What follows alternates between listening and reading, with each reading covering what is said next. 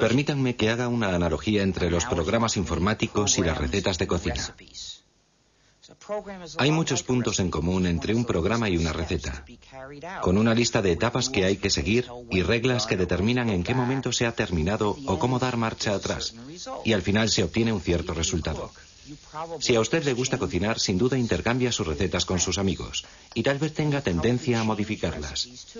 Si ha modificado usted la receta, si el resultado le gusta y a sus amigos también, existe la posibilidad de que usted les pase la nueva versión de la receta. Y ahora imagine un mundo en el que no podrían cambiar su receta porque alguien ha decidido que es imposible modificarla. E imagine que si comparte esa receta con sus amigos, le tratarán de pirata y harán todo lo posible por mandarle a la cárcel durante unos cuantos años.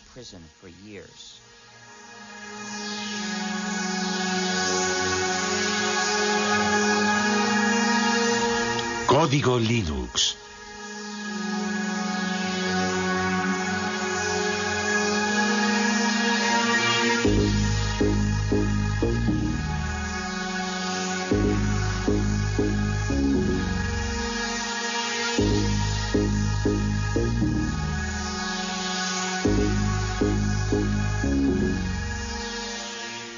Utilizo la palabra hacker en su sentido original para describir a una persona que practica la programación informática como una especie de pasión artística y que forma parte o se identifica con la cultura de los hackers, es decir, con el grupo de programadores que históricamente están en los orígenes de Internet, de Linux y de la World Wide Web. Hacker, qué palabra mágica. El rebelde de nuestra nueva era. En el principio era el ordenador, luego el ordenador personal y por fin apareció la red que ha conectado a todo el planeta y que recibe el nombre de Net. ¿Contra qué se rebelaron los famosos hackers? Para que nuestros ordenadores funcionen necesitan un sistema operativo. Nuestros hackers se negaron a que ciertas compañías, sobre todo Microsoft, desarrollasen sistemas operativos sin entregar al mismo tiempo los códigos de fabricación que permiten adaptar nuestro ordenador a nuestras propias necesidades. Entonces se pusieron a descifrar los códigos para repartirlos de forma gratuita a través de la red y ponerlos a disposición de todo el mundo. Así se inició esta nueva guerra postmoderna entre Bill Gates, jefe multimillonario de Microsoft, y algunos insolentes e impertinentes programadores que rechazan el sistema cerrado en el que quiere encerrarlos el magnate de la informática. Un pequeño genio de Finlandia lanzó a la red un nuevo sistema operativo para ordenadores y un ejército de programadores del mundo entero trabajó con él para hacer evolucionar y dar una salida a este sistema que compite de frente con Microsoft y que recibe el nombre de Linux. Linus Torvalds ha creado un sistema informático que ha cogido por sorpresa a toda la industria. Linux, un sistema operativo que hoy se utiliza en 8 millones de ordenadores del mundo entero. La revista Wired considera a este hombre joven como el nuevo chamán de Bin Minen y declara que su sistema operativo Linux es el producto más magnífico de Internet. El hecho de que Torvalds distribuya Linux de forma gratuita y revele su código fuente le ha convertido casi en un personaje de culto. Linus Torvalds, genio de la informática, sueña con derrotar a Bill Gates de Microsoft. ¿Será de verdad posible? Algunos dicen que Linus Torvalds ha realizado un milagro.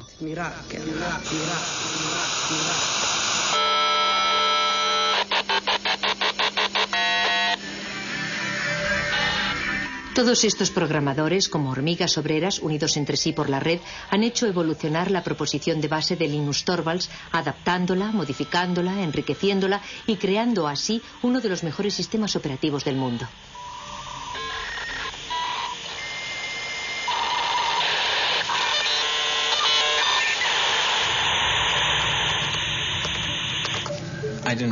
Yo no quería que ningún otro hiciese lo mismo que yo, que tratase de encontrar algo parecido a Linux. Me dije, tal vez otro estudiante de informática necesita un sistema operativo y de esta forma no arrancará de cero.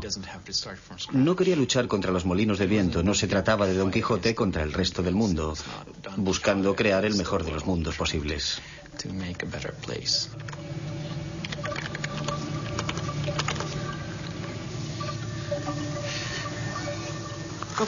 ¿Tienes hambre, Randy? Prefiero trabajar con la gente por el correo electrónico a hacerlo cara a cara. Cuando estás delante de una persona tiendes a entrar en todas las discusiones típicas de las reuniones y a perderte en detalles que sobre todo no deberían tener importancia. Cuando te comunicas por email, en general te tomas un tiempo para reflexionar antes de enviar tu respuesta.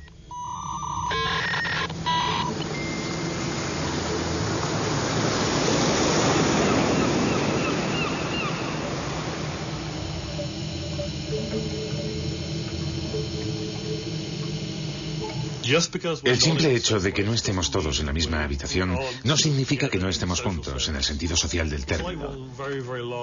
Es como si compartiéramos una oficina muy grande. Incluso nos peleamos y reñimos por Internet.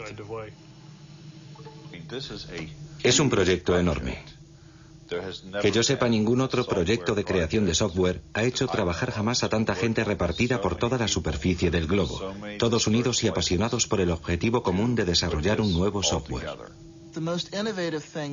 Lo más innovador de la comunidad Linux no es su código fuente, sino más bien toda la maquinaria social que se ha creado a su alrededor.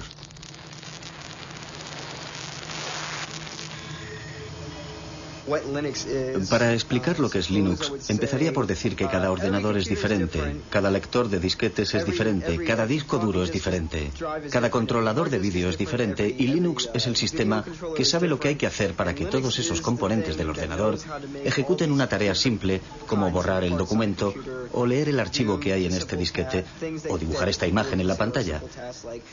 Linux sabe cómo hablar a esos diferentes componentes materiales y les permite efectuar las operaciones corrientes que realizamos a diario con nuestros ordenadores.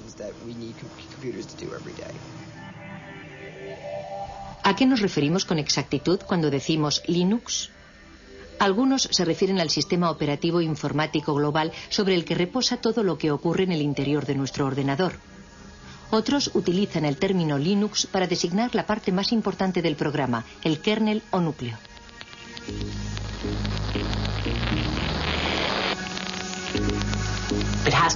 Hay que remontarse a la persona gracias a la que empezó todo, que utilizó Internet para crear una comunidad de individuos en la que todos tenían la sensación de que su contribución era válida. Y esa capacidad para fomentar la cooperación solo podía provenir de una persona educada en un país como Finlandia.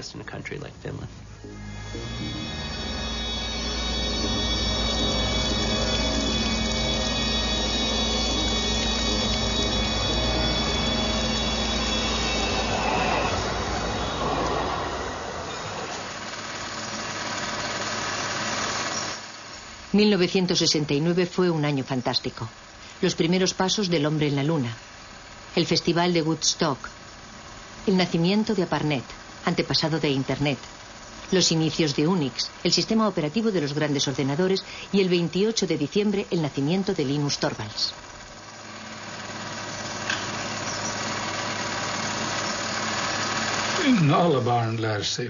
Todos los niños aprenden, sobre todo jugando. Por eso fue de verdad muy importante que Linus entrase en el mundo de la informática en un momento en el que los ordenadores todavía eran muy simples. Para un niño de 10 o 12 años era fácil darse cuenta de lo que había en el interior del ordenador, comprender su esencia. Para los niños y las niñas de hoy día es mucho más difícil comprender el mismo tipo de cosas, porque hay demasiados niveles y elementos complicados en los ordenadores actuales para que puedan adquirir el tipo de instinto y de comprensión que Linus adquirió a través del juego.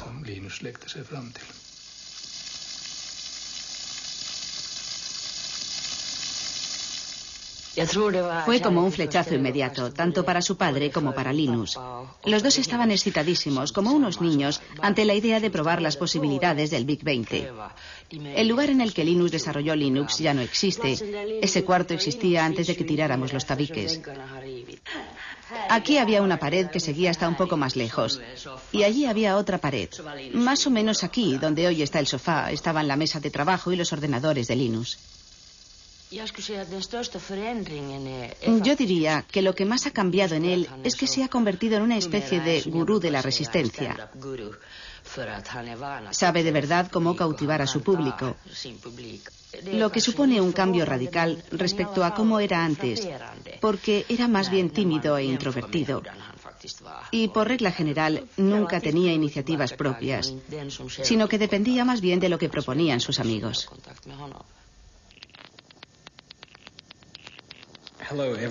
Hola a todos los que utilizan Minix. Estoy creando un sistema operativo gratuito. Es solo un hobby. No se trata de nada enorme ni profesional como GNU para los clones 386-486-AT. Me gustaría recibir todo tipo de comentarios sobre lo que la gente piensa de Minix, porque mi sistema operativo se parece un poco al suyo.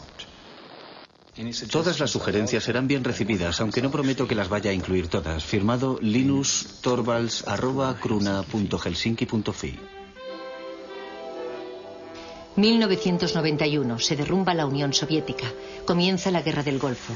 El físico británico Tim Berners-Lee crea un sistema de hipertexto al que llama World Wide Web.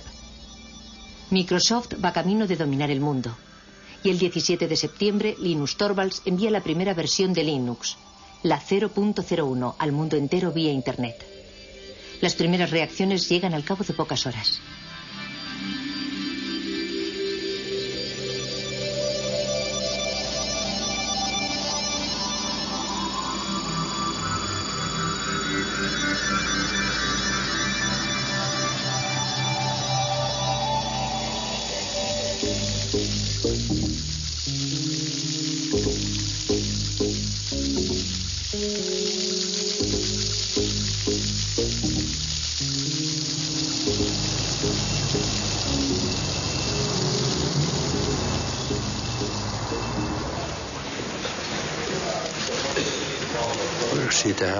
Empezamos a oír hablar de ese programa en la cafetería y decían que había empezado a ser distribuido por Internet.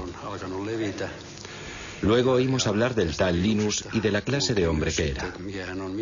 Pero la verdad es que ya se había distinguido con anterioridad por la excelencia de sus resultados.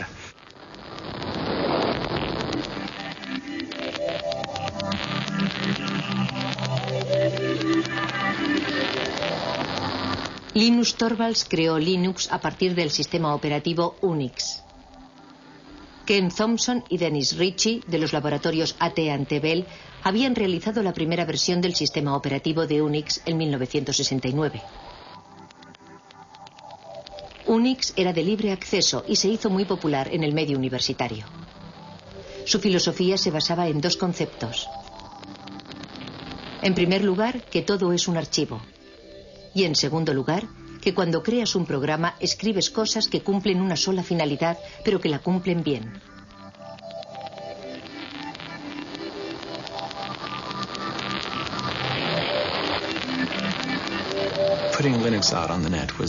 Nos pareció natural poner Linux en la red. Había muchas y buenas razones para ello. En especial el hecho de que era una buena idea hacer que Linux fuese accesible a otra gente que podría ponerlo a prueba y enviarme sus comentarios. De hecho, Linus podía elegir entre dos opciones. Podía distribuir Linux de forma gratuita o podía tratar de venderlo. Linux jamás se habría vuelto tan importante si Linus Torvalds hubiese tratado de obtener un beneficio comercial. Nadie lo hubiera comprado. Habría sido una maniobra inútil. Ya llevamos aquí un montón de tiempo. La distribución de Linux está en su tercera generación. Nos costó mucho trabajo encontrar sitio para Linux. Sí. Al principio, Linus no quería distribuir Linux de forma gratuita y estuvo reflexionando durante mucho tiempo para decidir bajo qué copyright presentarlo. Luego, poco a poco, conseguí convencerle de que lo sacara bajo el copyright de GNU. Linuxin julkistamaan Linuxin GNU copyrightin alla. Sobre todo porque el programa de compilación que utilizaba había salido bajo la licencia GPL, así que acabé decidiendo que utilizaría también la licencia GPL. La licencia GPL fue fundada por la Free Software Foundation a mediados de los años 80. Esta fundación especifica que si uno cambia o modifica el código, debe poner sus cambios y mejoras a disposición de todo el mundo, de forma gratuita. La licencia GPL tenía como objetivo impedir que alguien se apropiase del monopolio de una nueva tecnología importante. Pienso que el momento era bueno. Creo que un año antes no habría podido funcionar. Y un año más tarde, cualquier otro habría sacado algo parecido. Internet todavía no había calado de verdad entre el gran público, aunque sí había calado hondo en las redes universitarias. Yo había escrito un programa de lista de correo utilizando el lenguaje de programación C. Tenía que desarrollarlo y añadirle funciones, porque muy pronto hubo miles de personas interesadas en él. Me llevé una sorpresa enorme de que las cosas funcionaran en progresión geométrica. 1 millar de usuarios se transformaba al día siguiente en 2000 y al otro día ya tenías 4000 usuarios. Sin Internet, el desarrollo de Linux habría sido como querer jugar al ajedrez por correo.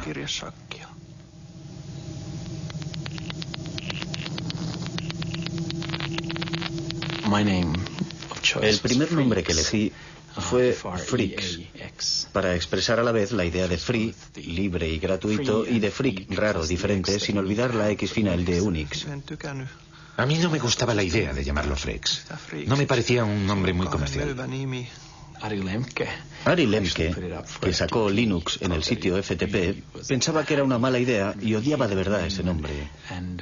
Así que cuando lanzó el sitio FTP lo bautizó como Linux porque sabía que ese nombre iba a funcionar. Nos quedamos con ese nombre, que está claro que es muchísimo mejor.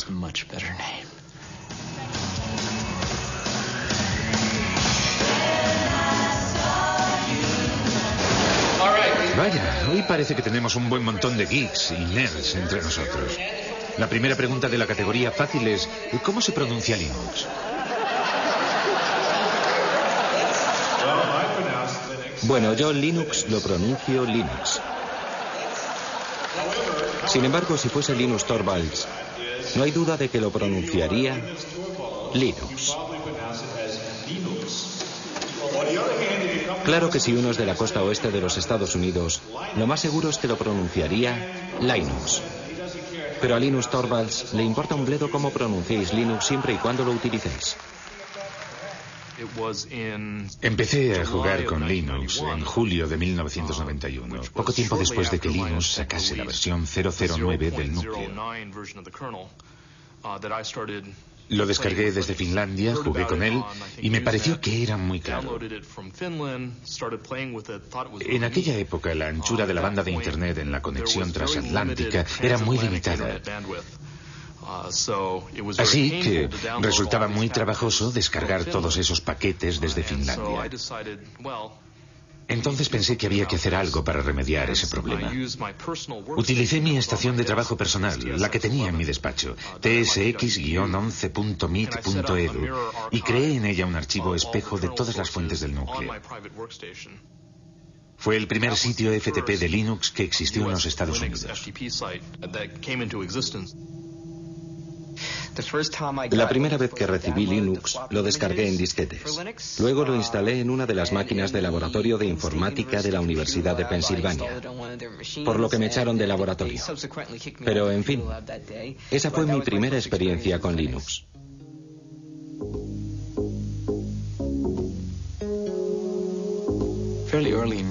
Bastante pronto, en 1992, cuando había 50 o 100 usuarios, me di cuenta de que ya no conocía a nadie.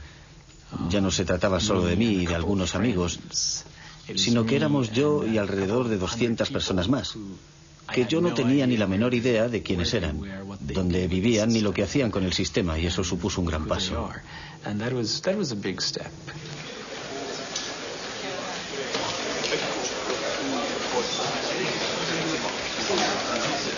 En 1994 el lanzamiento de la versión 1.0 fue muy importante y significó mucho para mí porque había supuesto muchísimo trabajo. Supuso sin lugar a dudas un hito en la utilización comercial de Linux. Antes de la versión 1.0 era realmente muy difícil utilizar Linux con fines comerciales. Les doy la bienvenida al lanzamiento del sistema operativo Linux. Al principio, Linux fue desarrollado para Unix, en especial para un contexto universitario, porque si bien existe una versión para ordenadores personales, su precio es muy elevado. Se puede comprar un DOS para un ordenador personal por 200 marcos, pero Unix puede representar con facilidad un desembolso de 20.000 marcos, que es un precio demasiado caro para un estudiante. Vayan a una tienda de informática y pregunten si tienen el SCU Unix y les contestarán que si están locos. Porque la verdad es que es mucho más sencillo hacérselo uno mismo.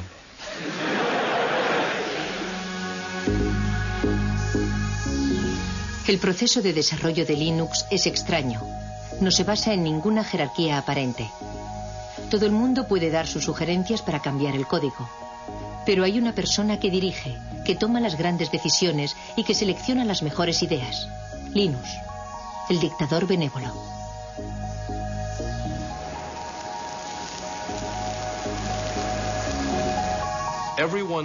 Todo el mundo sabía que ese grupo de trabajo necesitaba un jefe. Y Linus era el líder ideal, porque fue quien creó el núcleo de Linux y porque tiene grandes cualidades para el liderazgo. Sin embargo, en la vida real es bastante humilde y jamás se atribuye un mérito que no le corresponde.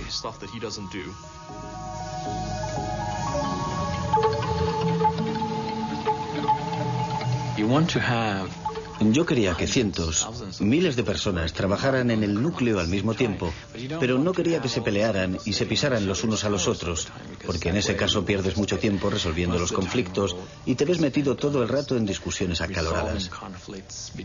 Al principio me parecía conveniente presidir esa jerarquía y que los demás fueran como mis lugartenientes, pero las cosas han cambiado. Ahora se trata más bien de una web of trust, de una red de confianzas en la que yo tengo personas en las que confío, que a su vez confían en otras personas.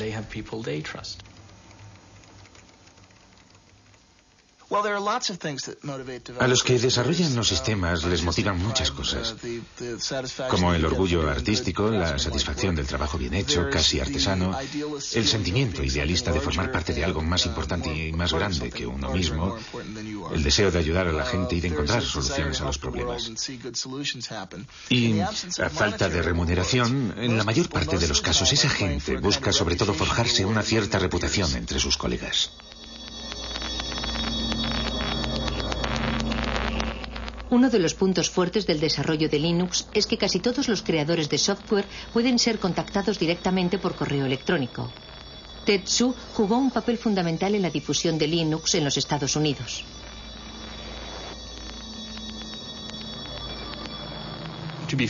Para ser sincero, es muy fácil decir, si nosotros tomáramos las decisiones, no haríamos esas cosas, pero no recibiríamos todos esos emails diciendo, por favor, quisiera esa nueva función. De modo que no sé lo que haría si de verdad estuviese a cargo de todo. Dave Miller estudia los cambios que los programadores desean aportar al kernel, al núcleo del sistema. Actúa como intermediario entre los programadores del mundo entero y el rey Linus.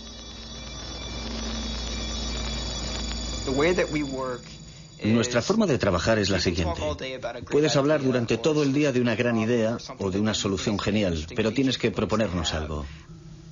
Enséñame algo concreto, envíame un fragmento de código, algo tangible, que yo mismo pueda probar para hacerme una idea de qué se trata, en vez de pasarte el día entero hablando del asunto de forma abstracta. Alan Cox, un hacker renacentista, es el colaborador más cercano de Linus, su mano derecha.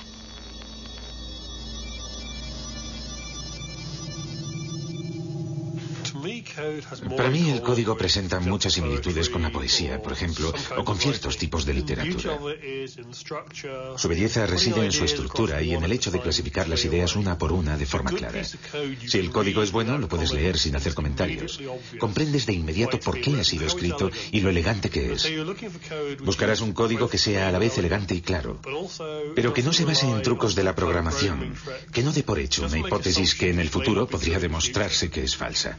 Porque lo último que te interesa es tener demasiado código en el núcleo final. En el núcleo de Linux, en general, el código no necesita demasiado esfuerzo para funcionar porque nuestro objetivo no es programar y reprogramar por siempre jamás. Después de haber dirigido el proyecto Linux durante 5 años en Finlandia, en Helsinki, Linus fue reclutado por Silicon Valley, en California. Él deseaba descubrir el otro mundo, el del comercio y la industria. Quería salir del mundo universitario.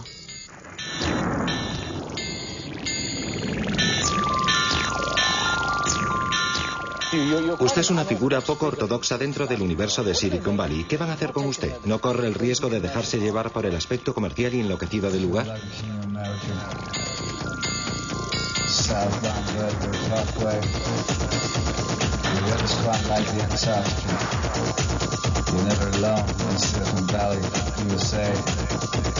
Seems I was the chosen prodigy, writing for the sonnets by Shakespeare. Some sort of alchemy, they couldn't even get near. They made Disney and Harry Beard. The beats, they found the web, they probably sell the shares. As soon as you can, get out and go on to the next thing. Retire young, couldn't be the king of America. The weather's quite like the Antarctica. Southbound Bellevue Parkway. Linus empezó a trabajar para la compañía Transmeta, la empresa misteriosa que se negó durante muchos años a revelar sus actividades. Se sabía, sin embargo, que trabajaba con un código fuente cerrado, siguiendo el ejemplo de Microsoft. ¿Habría cambiado Linus de bando? El mundo de los negocios tiene leyes extrañas. Al mismo tiempo que trabajaba para Transmeta, Linus podía seguir desarrollando su propio software con permiso de sus jefes. Hicieron todo lo que pudieron para obligarme a ser la imagen de Linux y de la comunidad open source en su conjunto. A pesar de que no había sido yo el que había tenido la idea de open source.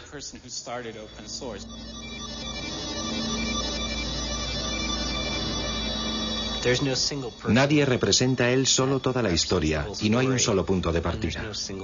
Es como el bambú, que no se sabe dónde empieza y dónde termina. En mi opinión, este movimiento no tiene nada de nuevo. Anda flotando por ahí desde hace bastante tiempo. Recuerden la actitud general que teníamos en los años 70 respecto a Unix. Aunque técnicamente no se trataba de un código fuente abierto y no era gratuito. Necesitábamos a toda costa obtener la licencia de AT&T, pero en aquella época no suponía un problema porque por regla general se podían compartir las cosas de forma gratuita y libre. Cuando utilizas un programa, por regla general utiliza su forma ejecutable, es decir, una serie de ceros y de unos. Nadie es capaz de encontrar un sentido a esas cifras. Solo el ordenador las comprende. Para eso es para lo que sirven los ordenadores. Esas cifras son la forma del programa que puede comprender el ordenador. Pero para los seres humanos resulta muy difícil saber lo que significan. Cuando desarrollamos un software, lo programamos bajo la forma de código fuente. El código fuente es una especie de álgebra. Es la forma de entenderlo si eres programador. Suele haber una cantidad enorme de comentarios y de explicaciones incluidas en el código fuente para ayudar a que la gente comprenda el programa. Si solo tienes los ejecutables, es decir, lo que te proporciona Microsoft, aunque tuvieras incluso la posibilidad de introducirles cambios, no sabrías nunca qué modificaciones introducir. Es demasiado difícil. Para poder modificar un software y hacerlo más práctico y más fácil de usar, debes disponer del código fuente. Si observas de verdad el proyecto, como ya he dicho otras veces, verás que Linus desarrolló el kernel, el núcleo, pero no la totalidad del sistema. Pienso que lo más interesante de este asunto es el hecho de que Richard Stallman iniciase el movimiento. ¿Han oído hablar de Richard Stallman? Él quería que todo el mundo tuviera derecho a utilizar los softwares y a copiarlos sin infringir la ley, para hacerles cambios, para distribuirlos y para mejorarlos. Él quería dar derechos a la gente. Había decidido aniquilar el capitalismo americano corrompido de la industria informática. Y dimitió de su puesto de trabajo, pero siguió programando.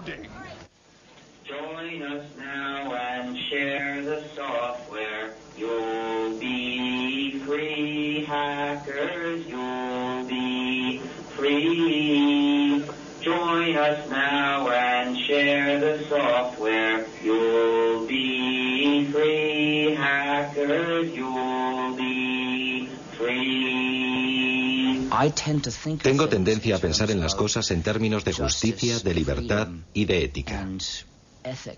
Lancé la idea en noviembre de 1983, pero todo comenzó en enero de 1984, cuando dimití de mi puesto en el MIT para empezar a desarrollar un sistema operativo gratuito, al que bauticé con el nombre de GNU.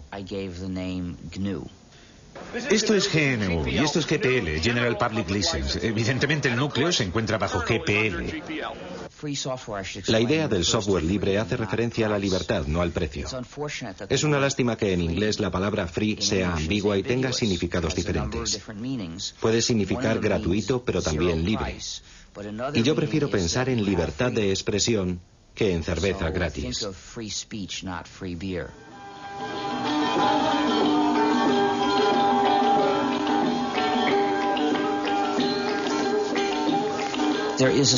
Existe una similitud entre el folclore cuando un poema o una canción se redefine o cambia de forma de un cantante a otro, y la forma en que puede mejorar el software libre.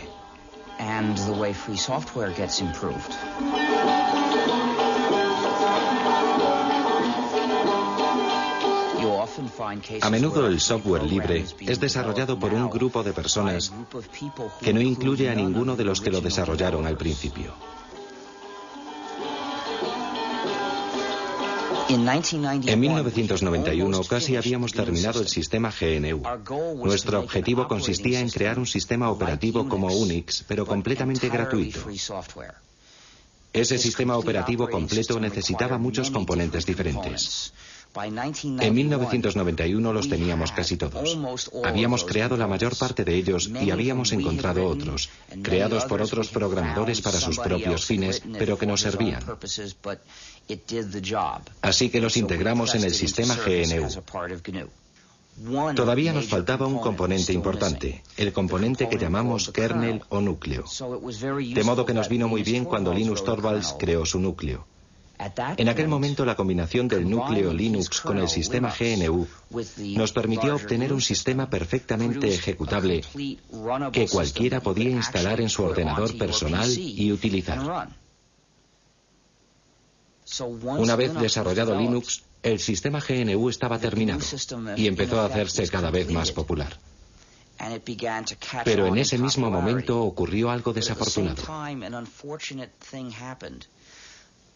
La gente que utilizaba el sistema GNU no se dio cuenta de que se trataba del sistema GNU y empezó a llamar Linux al conjunto, a la combinación. Y ese error se extendió. A los que trabajaban en el proyecto GNU les resultaba muy difícil atraer la atención del usuario sobre esas cuestiones éticas y políticas.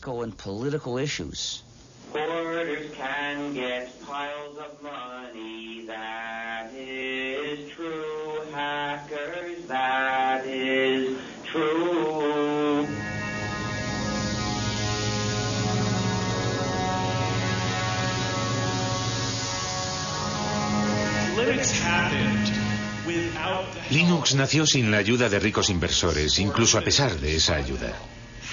¿Cómo hacer para conservar la magia si se invierte tanto dinero en Linux?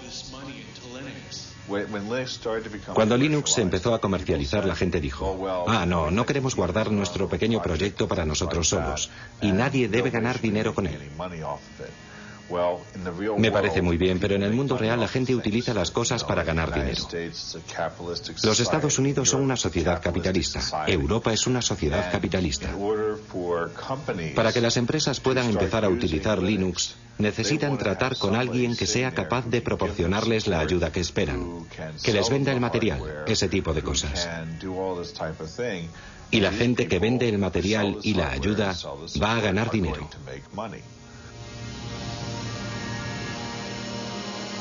Pocos de nosotros somos hackers.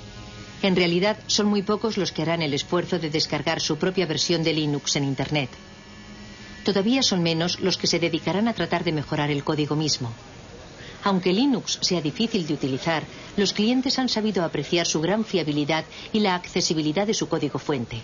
Para las empresas visionarias se trataba de una oportunidad que no se podía pasar por alto.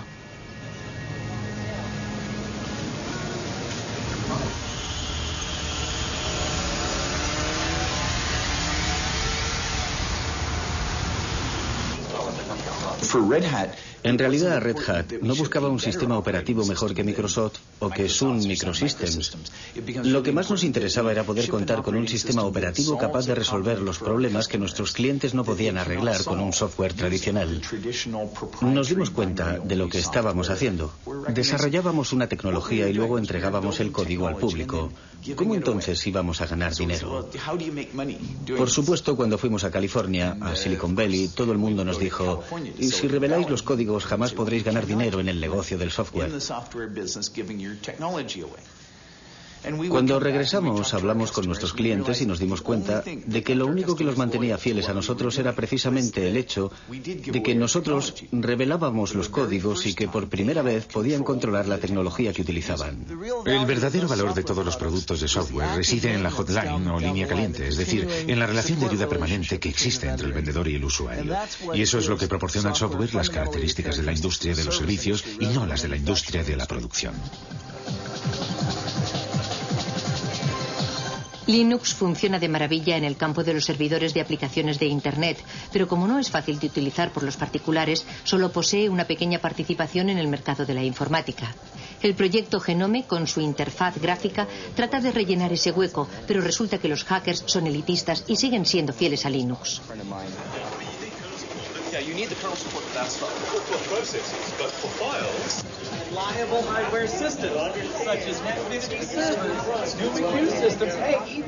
Miren quién está ahí. Es un pingüino.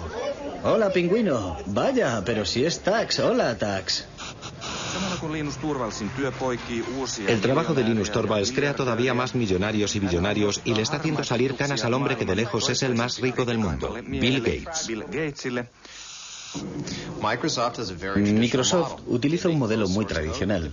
Producen un código fuente cerrado, lo meten en un CD y lo venden. Ellos se ocupan de todo el trabajo de desarrollo de los sistemas y todos los beneficios son para ellos. Una vez que has entrado en este negocio es muy difícil cambiar de cultura, como por ejemplo orientarse hacia un negocio de cooperación en el que los programas se utilicen para revelar el código.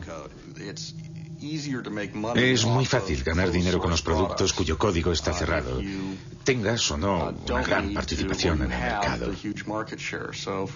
Por ejemplo, ahora mismo Microsoft no se siente de verdad incentivado a abrir su código, no le interesa.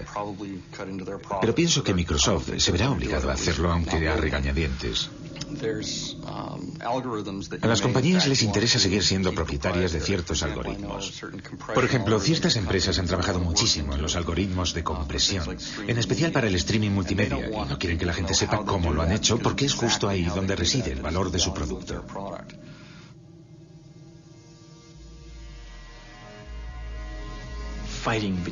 La famosa lucha entre Linus, líder de Linux, y Bill Gates, líder de Microsoft, empieza a tomar un cariz realmente personal.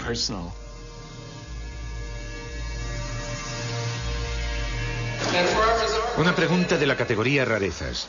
¿A quién pertenecen estos labios?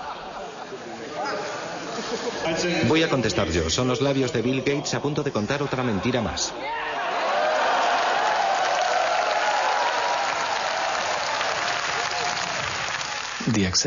La aceptación de Linux se ha visto muy favorecida por el hecho de que la gente sabía de su existencia por la prensa. El aspecto David contra Goliat de la historia nos ayudó un poco, aunque en realidad eso no sea cierto del todo. La gente espera de los demás que sean amables y hagan bien las cosas. Yo no pienso que eso sea cierto ni que deba serlo. El poder de Linux es que, aunque no te ayude nadie, siempre podrás disponer de tu propia copia de Linux. Y la posibilidad de hacer con ella lo que te dé la gana. Quiero evitar convertirme en el político de Linux. Quiero que todo el mundo piense que soy un buen tipo y que soy una persona que no hace trampas. Linus, una última pregunta. Yo soy de la India. ¿Hay muchos indios que contribuyan al desarrollo del núcleo? No, no hay muchos. ¿Qué mensaje le gustaría mandarles para que sean cada vez más los que se unan a su proyecto? En mi opinión es solo un problema de infraestructuras. No siempre tienen acceso a Internet o disponen solo de una conexión muy lenta. Y pienso que la gente quizás no está acostumbrada a ese tipo de colaboración por Internet y se pone un poco nerviosa. ¿Tienen un mensaje para motivarles, para hacer que vengan más programadores? No conozco los problemas de la India, pero sin duda existirán problemas locales que solo los indios pueden resolver. Problemas que al continente americano no le importan en absoluto. En mi opinión resulta muy estimulante cuando alguien dice: yo puedo resolver ese problema, puedo crear mi propia versión de Linux que me convendrá mucho más. ¿Entendido? Y eso vale para un indio, para cualquiera. Eso es lo que debe motivar a la gente, aunque por otro lado diga lo que diga yo, no tienen por qué hacerme caso. Linus, solo un momento. Muchas gracias. Gracias a usted. La próxima vez que visite la India... Lo intentaré, pero... debería pasar unas largas vacaciones. Trabajo para una revista holandesa. ¿Piensa ir a los Países Bajos?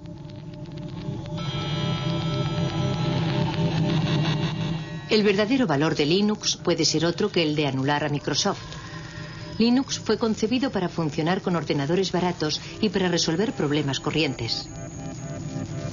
Si uno no tiene bastante dinero, representa una verdadera alternativa totalmente gratuita. El proyecto Linux empezó en Europa y en los Estados Unidos, pero hoy día el software libre permite encontrar siempre nuevos programadores, procedentes incluso de países en los que la informática está dando todavía sus primeros pasos.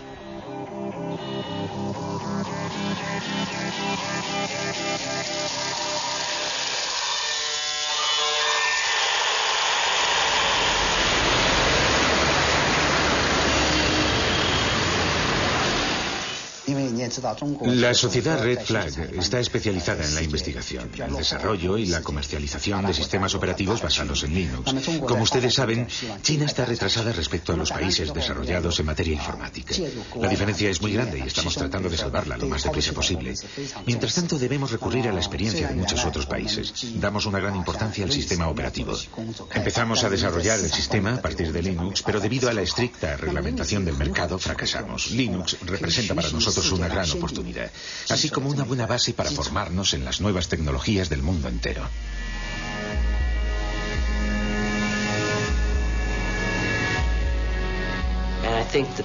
Es la mayor transferencia de riqueza que se haya visto jamás entre lo que llamamos el norte industrializado, Europa y Estados Unidos, y el tercer mundo.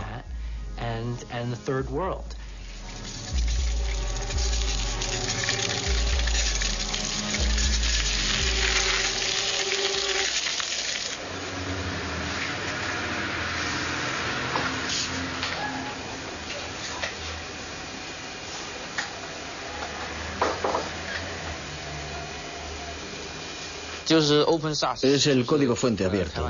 Pienso que es muy importante para mucha gente.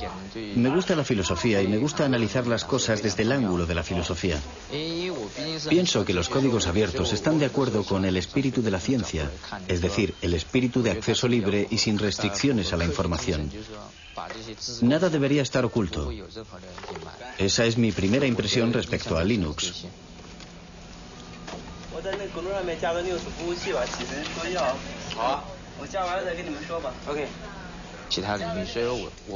Ese espíritu se podría extender a otros campos. Nunca he pensado que debiera aplicarse únicamente al campo de la informática. Resumiendo, por una parte está una de las clases más privilegiadas de las sociedades capitalistas, los programadores.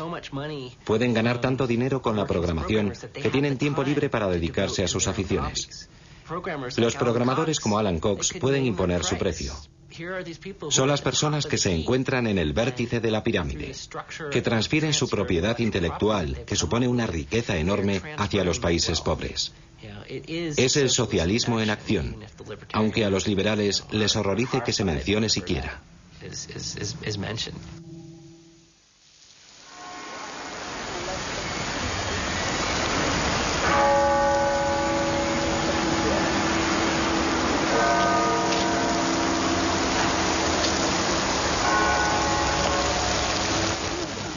Los proyectos open source han sido comparados al desarrollo de la ciencia.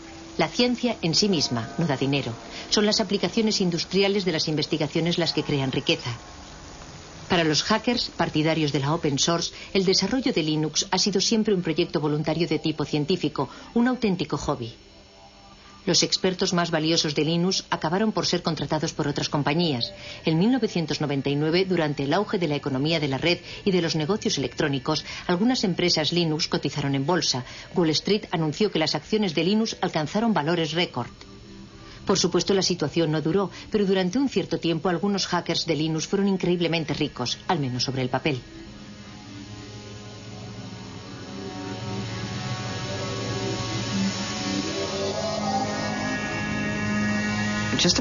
Antes de esa locura bursátil, todos los que participaban en el desarrollo del núcleo y ganaban dinero con Linux permanecieron bastante fieles a sus valores al aceptar esos puestos en nuevas empresas. La mayor parte de ellos sigue haciendo casi lo mismo que hacía antes de obtener esos empleos. Sinceramente, que yo sepa, ninguno de ellos ha perdido su libertad. Sigo leyendo a diario sugerencias para hacer modificaciones, igual que siempre, y se las paso a Linux, igual que hacía antes de que cotizáramos en bolsa. Algunos de nosotros quizás conducimos coches mejores, pero esa casi es la única diferencia, y tal vez que comemos sushi más a menudo. Algunas personas tuvieron suerte al unirse a la empresa adecuada en el momento adecuado y se las han arreglado para beneficiarse de la salida a bolsa. Algunos han ganado millones de dólares.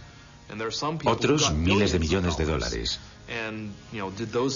¿Acaso la contribución de esas personas fue más importante que la de las otras? En algunos casos invirtieron las sumas necesarias en el buen momento, pero yo pienso que se trata de un problema más general que no concierne más que a la comunidad open source, y no creo que exista una respuesta satisfactoria a esa pregunta. Una de las cosas que me gusta de Silicon Valley es su gran dinamismo. Aquí todo es posible, incluso eso de la carrera por el dinero, que parece un poco de mal gusto, sobre todo si eres europeo, es un factor de motivación muy bueno, un buen medio para llevar los proyectos hasta el final.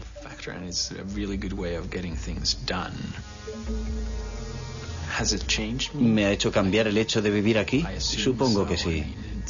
Ya no soy el mismo que era cuando llegué.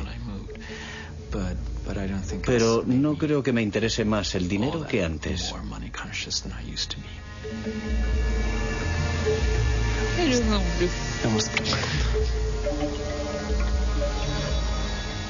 El 11 de septiembre de 2001 trastornó nuestro mundo.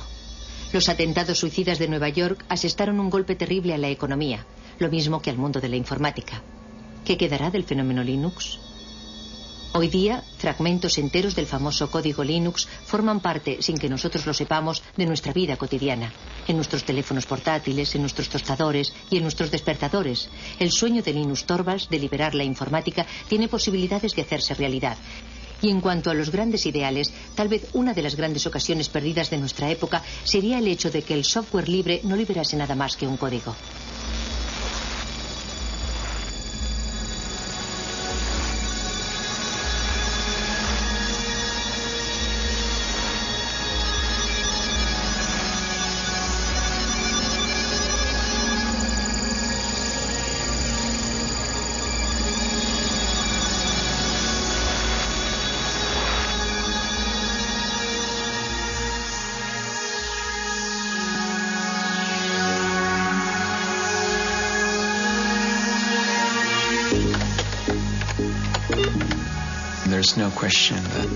La cuestión no es saber si los progresos tecnológicos dejarán anticuado a Linux en un momento determinado. La cuestión es saber justamente cuánto tiempo va a tardar en ocurrir eso. Randy, ¿no te afiles las garras en el sofá? Pienso que uno de los poderes de Open Source es que en el futuro, dentro de 5, 10 o 50 años, el mejor sistema operativo del momento siempre podrá sacar partido del código fuente de Linux.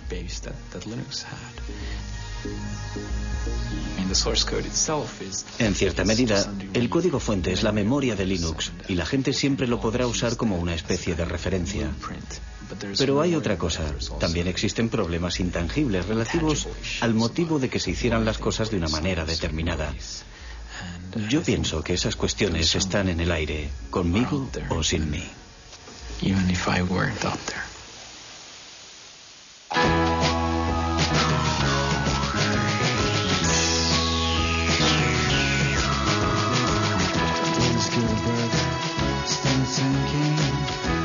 percentages for printing, and the book that he prints will get people thinking. Liz Lurie in the living room is setting, start to imagine a Bible and the Latin, by the language we're swearing and eating and chatting. His life is that he had, his life is that we see. Big changes through a human history, not by some powerful rotated victory, by botanic incremental degrees. Mr. Linus goes to Washington to speak about praxis, Gretchen chains, little man and universal axis. Linus against Goliath with nothing else to fill, but sling a little stone in the face of Big Bill. But Linus Jefferson's good at strings that lose, and it changes the way the world plays the blues.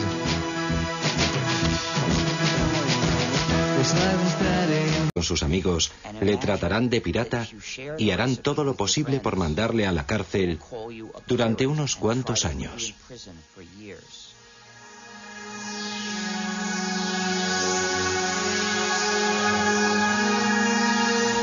Código Linux.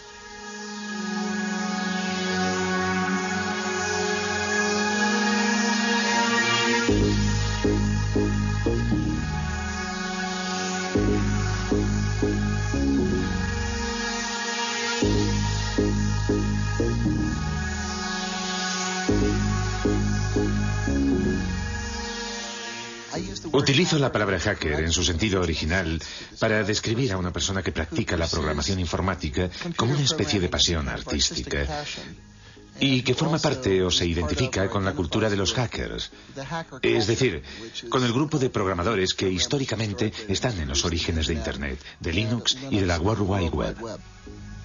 Hacker, qué palabra mágica. El rebelde de nuestra nueva era.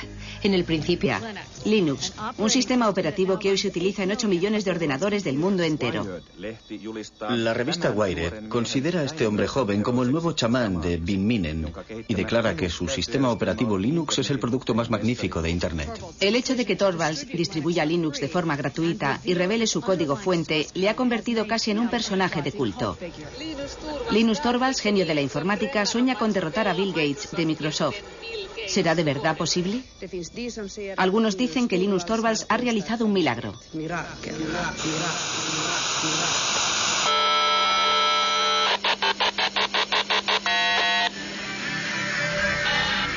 Todos estos programadores, como hormigas obreras unidos entre sí por la red, han hecho evolucionar la proposición de base de Linus Torvalds, adaptándola, modificándola, enriqueciéndola y creando así uno de los mejores sistemas operativos del mundo.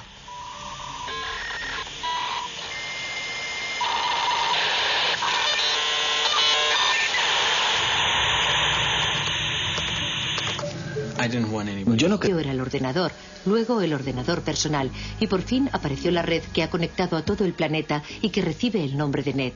¿Contra qué se rebelaron los famosos hackers?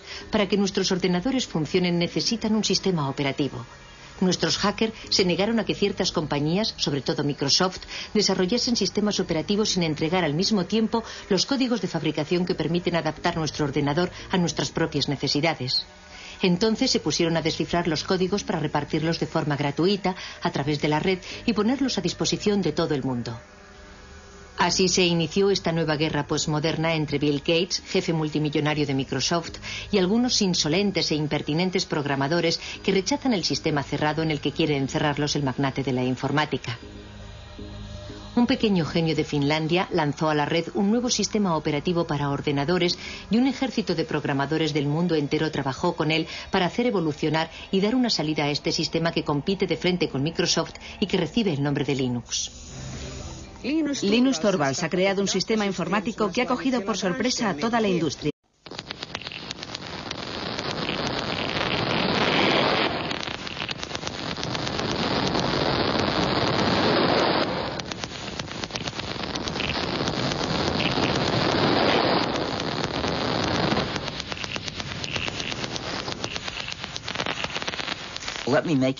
Permítanme que haga una analogía entre los programas informáticos y las recetas de cocina.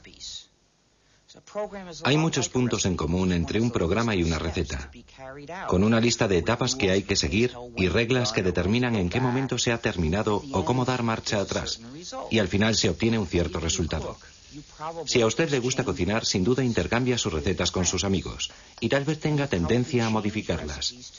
Si ha modificado usted la receta, si el resultado le gusta y a sus amigos también, existe la posibilidad de que usted les pase la nueva versión de la receta. Y ahora imagine un mundo en el que no podrían cambiar su receta porque alguien ha decidido que es imposible modificarla. E imagine que si comparte esa receta con... Quería que ningún otro hiciese lo mismo que yo, que tratase de encontrar algo parecido a Linux. Me dije, tal vez otro estudiante de informática necesita un sistema operativo y de esta forma no arrancará de cero. No quería luchar contra los molinos de viento, no se trataba de Don Quijote contra el resto del mundo, buscando crear el mejor de los mundos posibles.